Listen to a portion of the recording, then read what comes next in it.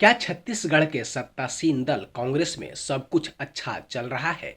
क्या संगठन और सरकार के बीच तलवारें खिंच गई हैं या फिर सब कुछ सामान्य चल रहा है? यह हम इसलिए कह रहे हैं क्योंकि विगत दिनों विधानसभा में जो कुछ हुआ वह गौर करने वाली है और जन सामान्य में चर्चा का विषय बना हुआ है, क्योंकि अपनी ही सरकार में पार्टी के प्रदेश अध्यक्ष आनी की मोहन मरकाम को भ्रष्टाचार की जांच हेतु विधानसभा में कई बार अनुनय विनय करना पड़ा कि विधानसभा स्तर की कमेटी बना दी जाए, लेकिन सरकार में मंत्री ने उनकी एक नहीं सुनी। क्या हुआ विधानसभा में, इसे आप भी देखिए। चलिए मंत्री जी। उपाध्यक्ष जी, आदरणीय मोहन मरकाम जी ने जो पूछा है, उन्होंने आरएस डिपार्टमेंट को कार्य आवंटन के बारे में पूछा है। नोडल एजेंसी के रूप में दो एजेंसी एक साथ काम नहीं कर सकती, क्योंकि वो नक्सली क्षेत्र है और शासन का ये आदेश है कि इसके लिए जिला निर्माण समिति का गठन किया जाएगा। आदेश की कॉपी भी मैंने आपके उत्तर में लगा हुआ है। तो जिला निर्माण समिति के द्वारा, और ये भी अधिकार है कि कलेक्टर जो है वो नोडल अधिकारी अध्यक्ष के रूप में या समिति के रूप में नामजद कर सकता है। तो आरएस के ई को किया हुआ है। आपने प्रश्न किया है नोडल आरएस को नोडल विभाग के रूप में काम दिया गया है क्या, इसलिए निरंग बताया गया है।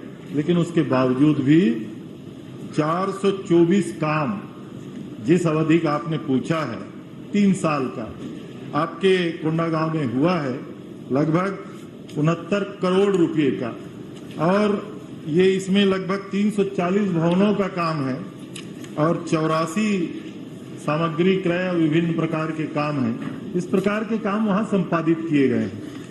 माननीय उपाध्यक्ष महोदय, मैं वही तो जानना चाह रहा हूँ। आरएस निर्माण एजेंसी है, भवन बनाती है, ये करके लगभग 7 करोड़ से अधिक राशि वो सप्लाई का काम, मतलब आरएस कब से सप्लाई का भी काम करने लग गई है? मैं वही तो जानना चाहता हूँ कि कब से भाई आपके सरकार में सब संभव है, मतलब कब से सप्लाई का काम कर रही है? निर्माण एजेंसी आरएस है, वहां तक तो ठीक है, मगर वो सप्लाई का भी काम मतलब आरएस भी करने लगी। मैं वही जानना चाहता हूँ। भूपेश है तो भरोसा है। अच्छा लगा अजय जी ने नारा लगाया, भूपेश है तो भरोसा है। मैं आपको बधाई देता हूं, धन्यवाद भी देता हूं। ये पूरा प्रदेश की जनता का है। आपने प्रश्न किया विभाग कब से सप्लाई कर रही है। मैंने फिर से कहा 2 एजेंसी एक साथ काम नहीं, वहां निर्माण समिति ही नोडल एजेंसी है, जिसके भार साधक के रूप में आरएस के ई को दिया गया, उसके द्वारा ये कार्य कराया गया। माननीय उपाध्यक्ष महोदय, कार्यपालन अभियंता ग्रामीण यांत्रिकी सेवा संभाग कोंडागांव के पद पर किस अधिकारी को पदस्थ किया गया है? उक्त अधिकारी को क्या किसी अन्य विभाग का भी प्रभार दिया गया है? यदि हाँ, तो वर्तमान में किन किन विभागों का प्रभार उक्त अधिकारी के पास है? अधिकारी का मूल पदस्थापना विभाग कौन सा है? उक्त अधिकारी कोंडागांव जिले में कितने वर्षों से है? क्योंकि वही 5-6 मतलब विभागों का संभाल रहा है। जो बातें आ रही माननीय उपाध्यक्ष महोदय। उपाध्यक्ष जी, ये काम के सिलसिले का प्रश्न था, कौन कौन अधिकारी कितने कितने पद में है, मैं जानकारी आपको उपलब्ध करा दूंगा। माननीय उपाध्यक्ष महोदय, जो कोंडागांव में आप भी उसी जिले से आते हैं, उसी जिले से आ रहे हैं। माननीय उपाध्यक्ष महोदय, डीएमएफ राशि का जो जिस ढंग से बंदरबाट हुआ है, लगभग 7 करोड़ रुपया कागजों में मतलब जो सप्लाई का काम किया गया है। मैं माननीय मंत्री से जानना चाहता हूं, आप नाम उसका उजागर क्यों नहीं करना नहीं चाहते, और क्या उजागर करना क्यों नहीं चाहते, और किस किस विभाग में वो व्यक्ति पदस्थ है, और वही व्यक्ति हर काम कैसे देख रहा है? और सबसे बड़ी बात, आप आरएस को निर्माण एजेंसी का काम देते हैं, निर्माण का काम देते हैं, वो सप्लाई का भी काम कर रहा है, अन्य काम भी कर रहा है। तो क्या इसको विधानसभा की समिति से जांच कराएंगे और दोषी व्यक्ति के ऊपर कार्रवाई करेंगे क्या? मेरा सीधा आरोप है माननीय उपाध्यक्ष महोदय, लगभग 7 करोड़ रुपए जो डीएमएफ का पैसे का इन्होंने बंदरबाट किया है, इसकी विधानसभा से जांच कराएंगे क्या? 30 करोड़ है। आपके पार्टी के प्रदेश अध्यक्ष का आरोप है, आपको तत्काल यही घोषणा करना चाहिए। हाँ, त्याग पत्र दे देना चाहिए। आ रहा है मंत्री जी का, आप लोग बार एक आदमी खड़े होकर बोल सकता है। सौरभ भाई, पार्टी का प्रदेश अध्यक्ष प्रकट कर रहे हैं। चलिए मंत्री जी उत्तर दे रहे हैं, आप लोग सामने। माननीय उपाध्यक्ष बोलिए। माननीय उपाध्यक्ष महोदय, बहुत गंभीर विषय और पूरे प्रदेश में डीएमएफ फंड का जिस तरीके से बंदरबाट हो रहा है, लूट हो रहा है, कमीशन खोरी हो रही है। माननीय उपाध्यक्ष महोदय और माननीय मोहन मरकाम जी ने जो प्रश्न उठाया है, इस पर तत्काल सदन की जांच कमेटी से जांच होना चाहिए। आज कमेटी गठित करने का आदेश दे दे। माननीय उपाध्यक्ष महोदय, बोलिए। डीएमएफ फंड का पैसा का पता अभी तो चल रहा है, लेकिन 15 साल तक डीएमएफ फंड का पैसा आप 15 कहाँ गया, साल तक आज छोड़िए, तक किसी को पता नहीं चला है। कितने घंटे? अरे नहीं, मैं सच बात बोल रहा हूँ। आप चलिए वोरा साहब आने दीजिए उत्तर, आपका बात आगे। चलिए आप बताइए। उपाध्यक्ष जी, माननीय नेता प्रतिपक्ष जी ने कहा कि माननीय प्रदेश अध्यक्ष जी ने प्रश्न लगाया, मामला बड़ा गंभीर है। हम तो अपने अध्यक्ष जी को धन्यवाद भी देंगे, गंभीर मामला को उन्होंने उठाया है। और हमने कहा ना कि जो कार्य हुए हैं उसकी जानकारी आपको दे दिया गया है। माननीय मोहन मरकाम भाई साहब ने जो पूछा है, क्रय विभाग के द्वारा, माननीय उपाध्यक्ष जी फिर से कह रहा हूं, निर्माण समिति के द्वारा किया गया। नंबर 1 की बात की है। पूरा उत्तर आ गया। उत्तर आने दीजिए। दूसरा, आदरणीय मरकाम साहब ने पूछा है कि वहां कौन अधिकारी है। Arun Kumar Sharma, executive engineer. सत्यनारायण शर्मा नहीं बोला, आप क्यों चौंक रहे? अरुण कुमार इधर भी बैठे। बोरा है कि शर्मा है? Arun Kumar Sharma, executive engineer. आपने कहा कौन कौन से पद में है? ये आरईएस के भी प्रभार में है और पीएमजीएसवाई के प्रभार में। चलिए नारायण चंदेल जी। माननीय उपाध्यक्ष महोदय, अंतिम गंभीर आपका। मसला। लगभग मैंने सीधा आरोप लगाया, लगभग 7 करोड़ रुपए का जो सप्लाई हुआ है उसमें बहुत ज्यादा बंदरबाट हुआ है। क्या उस अधिकारी के ऊपर कार्रवाई करेंगे क्या? चलिए अग्रवाल साहब आप आ जाइए, एक मिनट आ जाइए। जांच आ रहे हैं, एक साथ उत्तर दे देंगे। माननीय उपाध्यक्ष महोदय, जांच कराएंगे क्या? सही से कमेटी के, विधानसभा की कमेटी से जांच कराएंगे क्या? और दोषी व्यक्ति के ऊपर कार्रवाई करेंगे क्या? ये दोनों मोहन मरकाम जी और मोहन जी दोनों का एक साथ दे देंगे आप।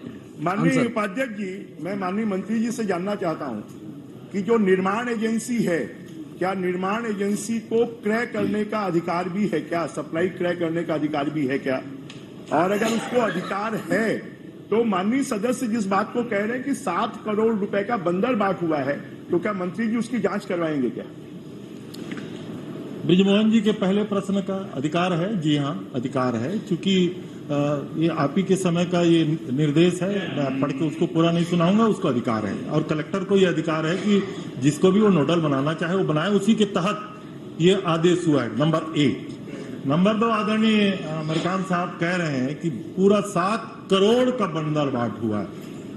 अध्यक्ष जी, अगर ऐसी स्थिति है, मैं नहीं समझ पा रहा हूं कि पूरा 7 करोड़ के इस तरीके से बंदरबाट हुआ होगा। लेकिन हमारे जिम्मेदारी से प्रदेश अध्यक्ष जी ने प्रश्न किया है कि इसकी जांच कराना है, तो मैं यहाँ राज्य स्तर के अधिकारी भेज करके इसकी जांच करा लूंगा। नारायण चंदेल जी, मानिए हो गया। मरकाम साहब वो हो गया। माननीय उपाध्यक्ष महोदय, मैं वो आ गया, जांच करा देंगे। से कहना चाहता हूँ, मुझे पूरा उम्मीद है कि उस व्यक्ति ने पूरा बंदरबाट किया है, उसके ऊपर कार्रवाई आप करेंगे। हो गया, जांच का आदेश हो गया। नारायण चंदेल जी, समिति से आप जांच कराएंगे, घोषणा करेंगे। मैं उम्मीद करता हूँ विधानसभा की समिति से आप घोषणा करेंगे। और हम लोगों के वहाँ के 3 विधायक हैं, उसमें एक तो विधानसभा उपाध्यक्ष है, हम 2 विधायक हैं। 2 विधायकों को उस समिति के सदस्य बनाने की घोषणा करेंगे। मैं उम्मीद करता हूँ हम उस जिले में 3 विधायक हैं, 2 विधायकों को उस समिति का सदस्य नियुक्त करने की घोषणा करेंगे। मैं ऐसा उम्मीद करता हूँ। आदरणीय उपाध्यक्ष महोदय, वो कितने आज भय मुक्त होकर के बोल रहे हैं। पहली बार क्या हो गया? भय मुक्त। फोटो आप लगाए नहीं अधिवेशन में, बयान दे दिए हैं कि वो हटने वाले हैं, सरगुजा से बनने वाले हैं। तो अब ऐसा प्रश्न नहीं पूछेंगे तो और कैसा पूछेंगे? इसलिए आप कृपा करके धड़ाधड़ जवाब दीजिए। चलिए अब हम भावना का सम्मान करिए। उपाध्यक्ष जी, जी विधानसभा की कमेटी से जांच कर, बहुत 7 करोड़ का मसला है और 3 साल का ये खरीदी की बात छोटा है। नहीं, मैं छोटा नहीं बोला। मैंने कहा कि 3 साल की खरीदी का आदरणीय अध्यक्ष जी ने बेहद जवाबदारी से ये प्रश्न किया है। उन्होंने कहा भी कि बहुत जागरूक जिला है, वहाँ के विधानसभा उपाध्यक्ष हैं, खुद प्रदेश अध्यक्ष जी हैं, तो उसमें कोई आपत्ति नहीं अगर माननीय अध्यक्ष जी कह रहे हैं। लेकिन मैंने कहा माननीय उपाध्यक्ष महोदय, मैं राज्य स्तर के अधिकारी से जांच कराने का निर्देश जारी कर दूंगा और केवल निर्देश नहीं माननीय अध्यक्ष महोदय, 1 महीना का टाइम लिमिट कर देता हूं। और ये समझ लीजिए, क्योंकि ये तो बहुत पुराने कार्यकाल के पूरे मसले हैं, 1 महीना के अंदर जांच की रिपोर्ट आ जाएगी, अधिकारियों के खिलाफ भी कार्रवाई किया श्री नारायण चंदेल साहब। महोदय, माननीय उपाध्यक्ष जी, विधानसभा की समिति से जांच कराने में क्या परेशानी? चलिए, वो तो जांच की विधानसभा की समिति से कराने में क्या परेशानी? के मामले में जांचगीर का भी मामला आया था, उसमें भी कहा था जी, तो डीएमएफ में लगभग 50% का तो भ्रष्टाचार हो रहा है, ये जग जाहिर है। और ऐसे गंभीर मामले में पब्लिक एक्सचेकर के पैसे को बर्बादी हो रही है। तो आपसे चाहेंगे कि माननीय सीनियर सदस्य मोहन मरकाम जी बोल रहे हैं, विधानसभा की समिति की घोषणा आप तो कर दें। क्या उसमें और क्या कोई आपत्ति नहीं है, आपत्ति है? विधानसभा की माननीय समिति उपाध्यक्ष बना दें। महोदय, वो माननीय चलिए, अब वो जांच के नारायण चंदेल साहब माननीय उपाध्यक्ष महोदय, चलिए, नारायण चंदेल साहब से जांच कराने में हो गया, वो जांच के आने के बाद एक बार कर देंगे। माननीय उपाध्यक्ष शर्मा साहब आने दीजिए प्रश्न। माननीय उपाध्यक्ष जी, ये बात तो देखा आपने, कोंडागांव से विधायक प्रदेश कांग्रेस के अध्यक्ष मोहन मरकाम की सुनने वाला कोई नहीं है। यह कोई पहली बार नहीं है जब प्रदेश अध्यक्ष की कोई नहीं सुन रहा। इससे पहले इसी मार्च महीने के प्रथम सप्ताह में कोंडागांव नगर पालिका में स्थानीय विधायक एवं प्रदेश अध्यक्ष मोहन मरकाम करोड़ों रुपए के कार्य का लोकार्पण करने पहुंचे थे, किंतु उनके कार्यक्रम में नगर पालिका के अध्यक्ष, उपाध्यक्ष सहित सीएमओ, जिला स्तर के अधिकारी कोई नहीं पहुंचा। यह खबर समाचार पत्रों की सुर्खियां रही। वहीं इसके पूर्व सरकार और संगठन में खींचतान तब भी देखी गई जब प्रदेश में सत्तासीन पार्टी की सरकार के द्वारा निगम एवं आयोग में अध्यक्ष एवं सदस्यों की नियुक्ति में भी प्रदेश अध्यक्ष मोहन मरकाम की नहीं सुनी जा रही थी और वे बैठक छोड़ रायपुर से कोंडागांव के लिए निकल गए थे। इतना ही नहीं, पीसीसी की बैठक में भी कई बार सीएम भूपेश बघेल एवं संगठन के लोगों के बीच तल्खी देखी जा चुकी है। ऐसा लगता है कि संगठन पर सरकार हावी हो गई है। यही कारण है कि अपने अध्यक्ष को ही सरकार तवज्जो नहीं दे रहा है। जबकि संगठन की बात करेंगे तो पार्टी के प्रदेश अध्यक्ष की स्थिति सरकार के मंत्रियों एवं सीएम तक से ऊपर रहती है। लेकिन लगातार सार्वजनिक होती तल्खियां यह बयां करती है कि संगठन एवं सरकार के बीच सब कुछ सही नहीं है। ऐसे में चर्चा जोरों पर है कि जल्द ही संगठन और सरकार में बदलाव होना है।